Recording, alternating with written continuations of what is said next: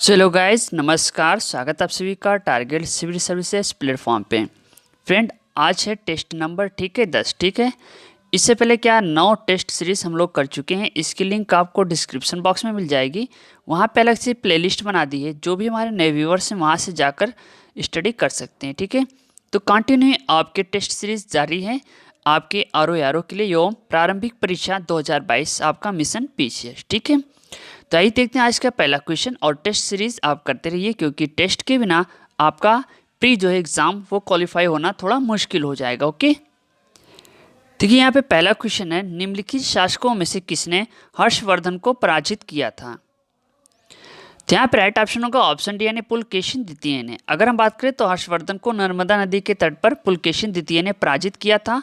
चालुक्य वंश के शासकों में पुलकेशिन द्वितीय सर्वाधिक योग तथा शक्तिशाली था। ठीक है। उसने सन 600 से 642 ईस्वी तक शासन किया।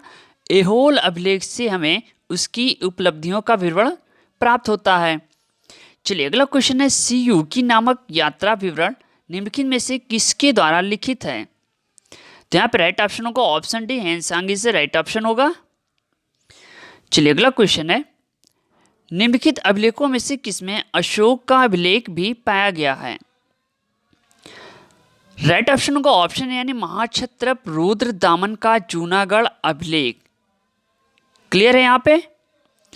सो नेक्स्ट क्वेश्चन होगा, बुद्ध ने अपने जीवन की अंतिम वर्षा ऋतु कहाँ बिताई थी।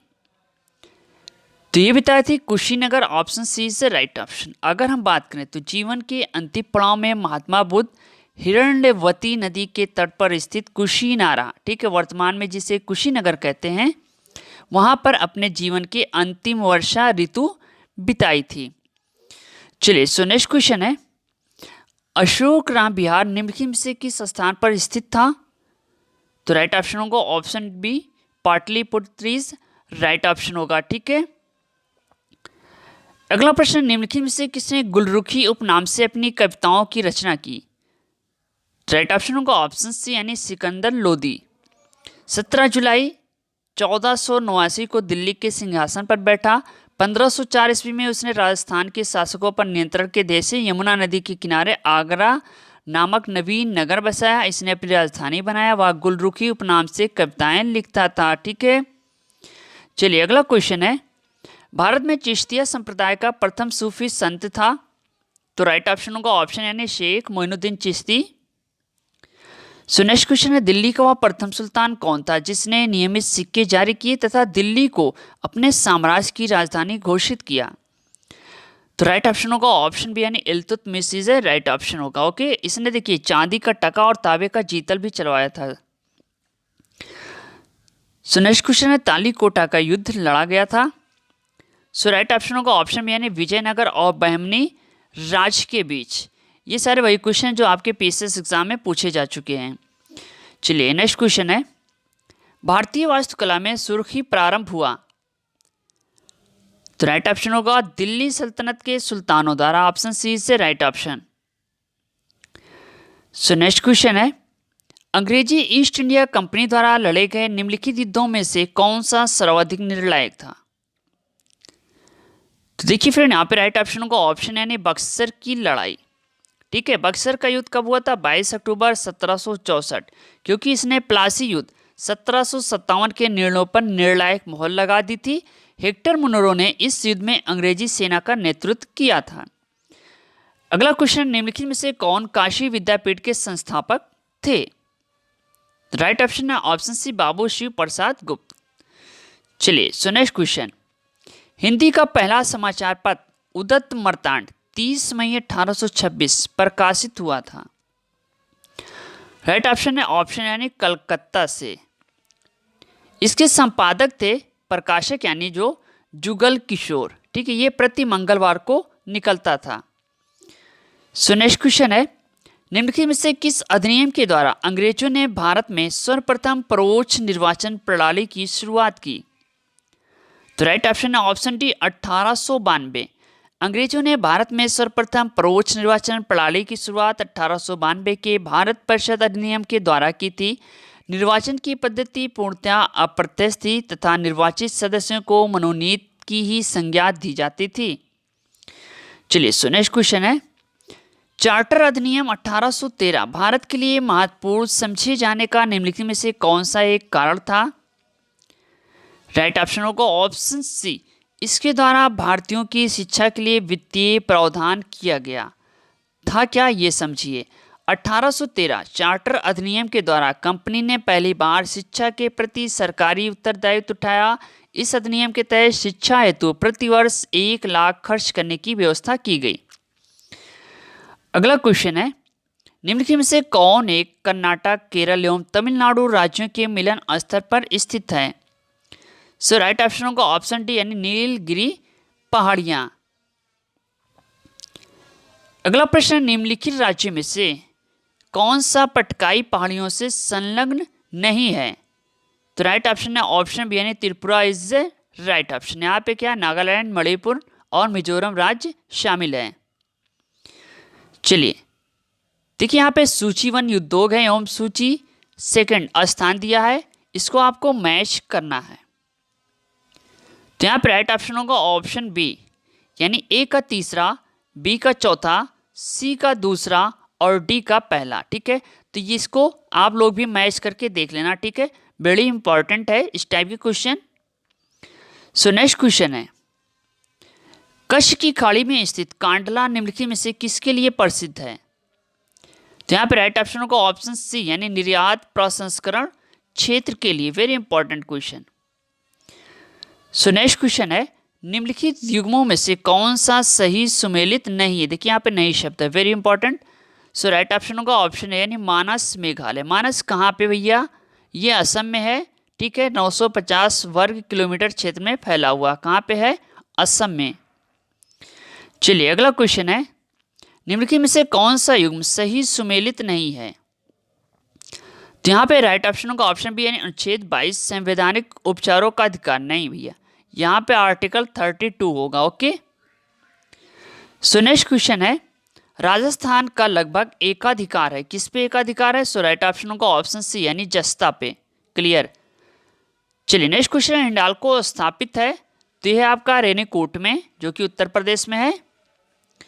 सो नेक्स्ट क्वेश्चन, निम्नलिखित राज्यों के निर्माण का सही आरोही क्रम? तो आरोही क्रम होगा राजस्थान, महाराष्ट्र एवं हरियाणा। ठीक है, 1956, 1960, 1966। चलिए अगला क्वेश्चन, किशनगंगा एक सहायक नदी है, किसकी है? झेलम की। Right option option C. So next question, Jarawa जनजाति के लोग कहाँ के निवासी हैं? तो ये हैं आपके अंडमान एवं निकोबार द्वीप के। सरकार ने इनके आवासीय क्षेत्र में मानवीय गतिविधियों पर रोक लगा रखी है। चलिए सो नेक्स्ट क्वेश्चन, पंजाब के पूर्व महाराजा दिलीप सिंह के विषय में निम्नलिखित में से कौन एक कथन सत्य है? तो यहाँ पे राइट ऑप्शन होगा ऑप्शन ए यानी 23 अक्टूबर 1893 को उनका निधन पेरिस में हुआ। चलिए अगला क्वेश्चन देखते हैं, निम्नलिखित में से किसने सुझाया था कि पृथ्वी का धुरी पर अवस्था बदलना जलवायु परिवर्तन के लिए एक कारक है? फ्रेंड राइट ऑप्शन होगा ऑप्शन बी यानी मिलुटिन बिलांकोविच। चलिए अगला क्वेश्चन, नीचे दी गए कोड से अधोलिखित महाद्वीपों को क्षेत्रफल के अनुसार सही आरोही क्रम में रखिए। पहला है यूरोप, दूसरा ऑस्ट्रेलिया, तीसरा अफ्रीका और चौथा है दक्षिणी अमेरिका। तो यहाँ पर राइट ऑप्शन होगा ऑप्शन डी यानी तीसरा, चौथा, पहला और दूसरा। तो ऑप्शन डी से राइट ऑप्शन होगा। चलिए एक क्वेश्चन को भी नोट कर लेना।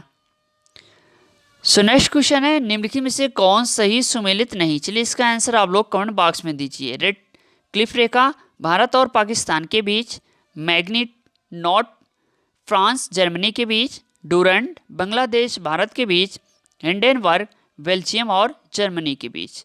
अगर आप पीसीएस तैयारी कर रहे हैं तो इसका आंसर कमेंट बॉक्स में आना चाहिए। सो नेक्स्ट क्वेश्चन, एक्साइल पुस्तक की लेखिका कौन? राइट ऑप्शन है ऑप्शन सी तस्लीमा नसरीन। चलिए सो नेक्स्ट क्वेश्चन है, देखिए यहाँ पे सूची 1 एवं सूची 2।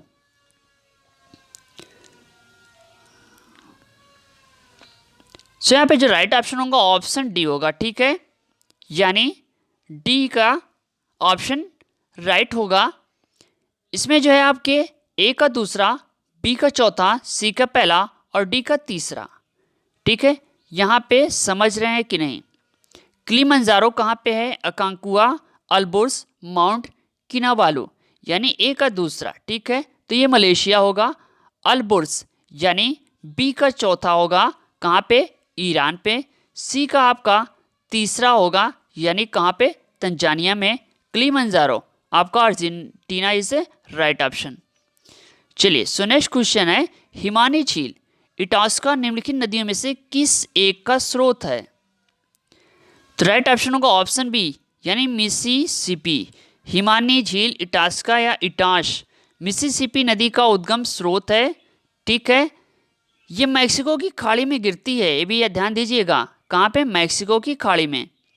चलिए, अगला क्वेश्चन, निम्नलिखित में से किसे विश्व का चीनी का कटोरा कहा जाता है? तो यहाँ पर राइट ऑप्शन होगा option C, Cuba is right option. So next question है, निम्नलिखित में से किसे 1000 झीलों का देश कहा जाता है?